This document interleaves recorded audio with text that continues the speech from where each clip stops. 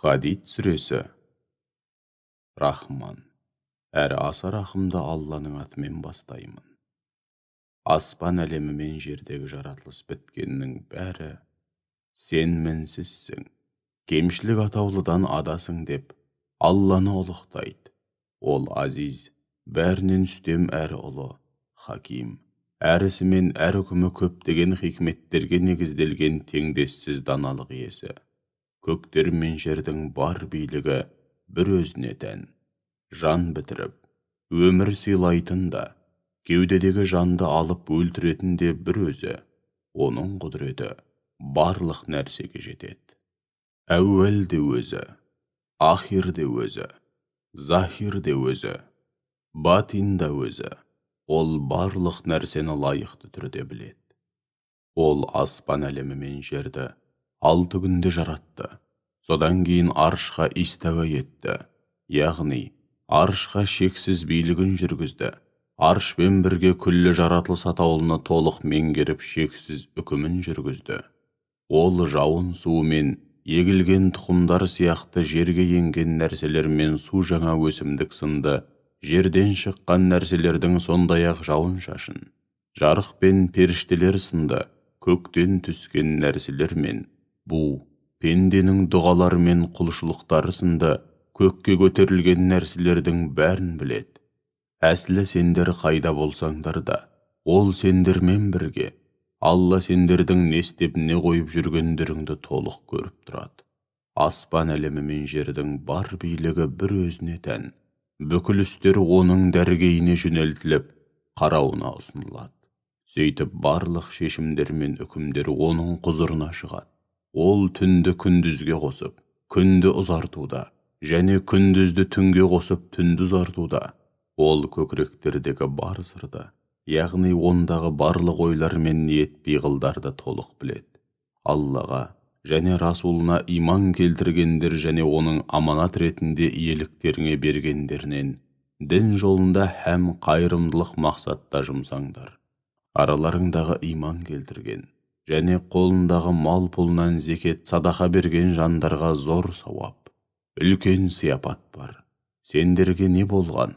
Алла елшісі сендерді Раббыларыңа иман етуге шақырса да, Аллаға лайықты түрде иман етпейтіндерін қалай?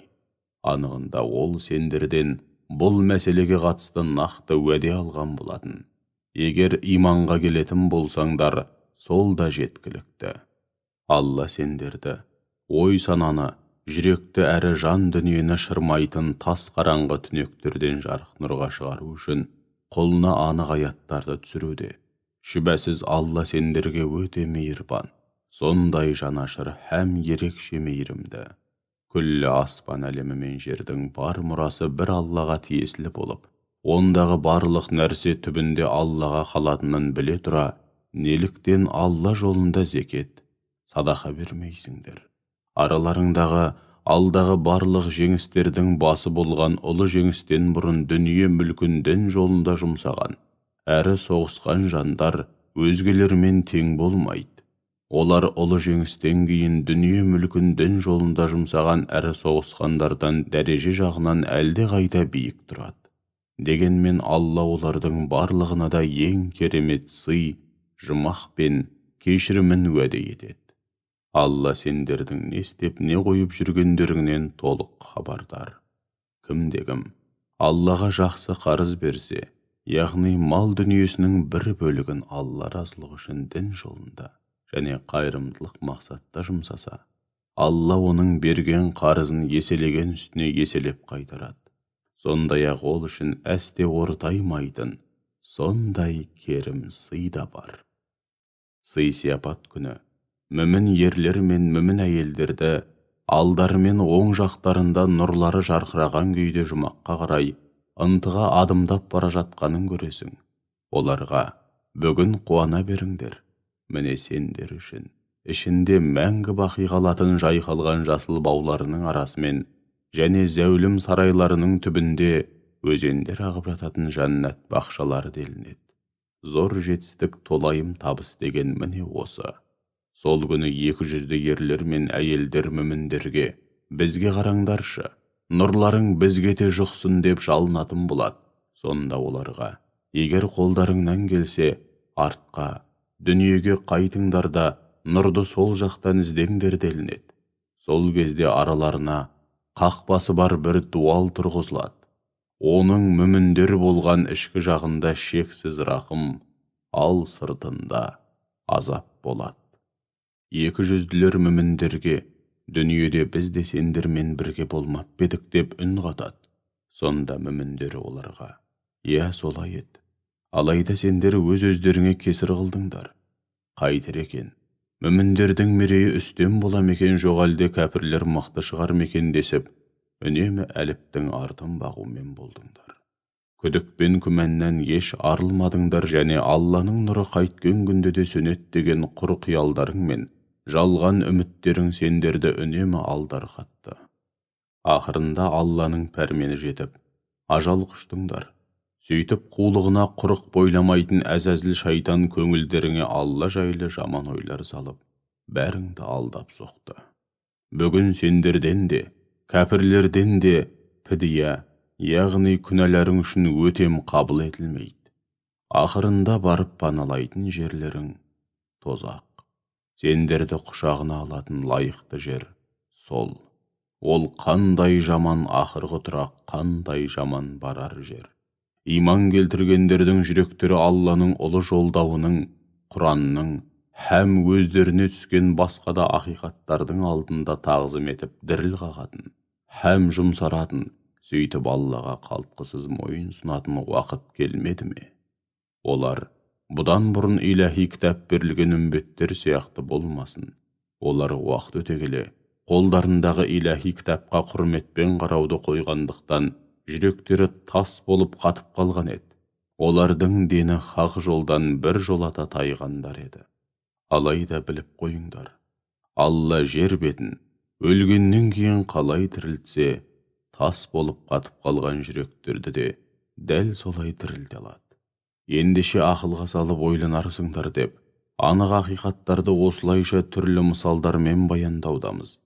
Ізгілік жолында зекет садақа беріп, мал дүниесінің бір бөлігін Алла жолында һәм қайырымдылық мақсатта жұмсаған мүмін ерлер мен мүмін әйелдердің және мал дүниесінің бір бөлігін Алла разылығы үшін дін жолында және мұқтаждарға жұмсау арқылы Аллаға жақсы қарыз бергендердің қарымы еселеніп қайтарылады.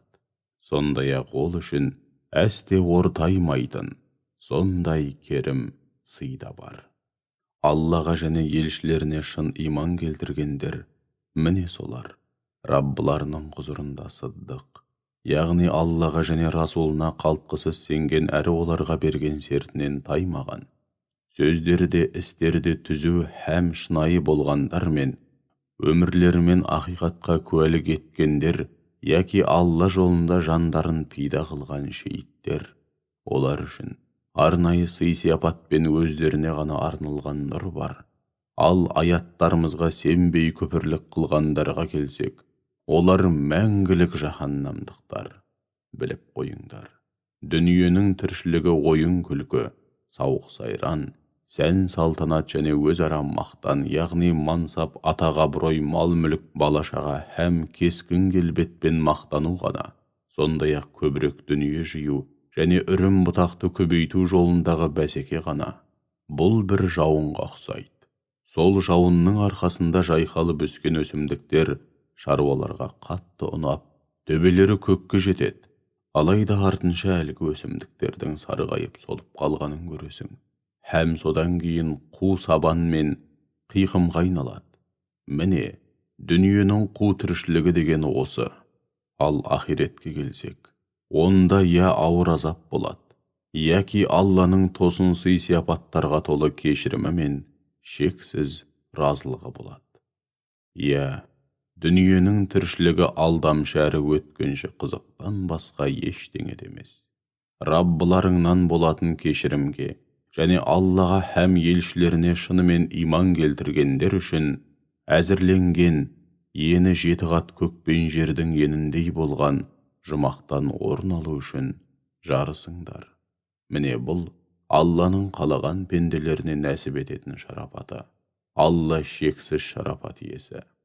Жер бетінде орын алатын қуаңшылық, зілзала, топан сусынды қандай апаттар болмасын, яки бастарыңа келетін ауру сырқау, ашаршылық, жақындарыңнан немесе дүние мүліктеріңнен айырылу сынды қандай ауыртпалық болмасын, бәрі де біз оларды жаратпай тұрып-ақ кітапқа, ләухул махфузға, тағдыр тақтасына жазылып қойған.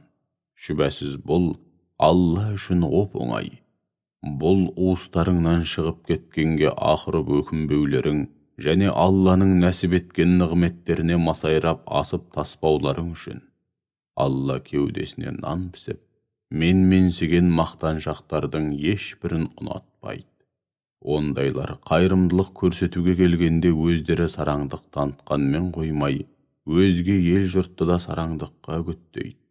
Ендеше кім-дегім Алланың зекет садақа беріп, мал дүниелеріңнің бір бөлігін игілік жолында жұмсаңдар деген бұйрығынан сырт айналса, Алла ғани, ешкімге һәм еш нәрсеге мұқтаж болмаған, әсте ортаймайтын байлық иесі.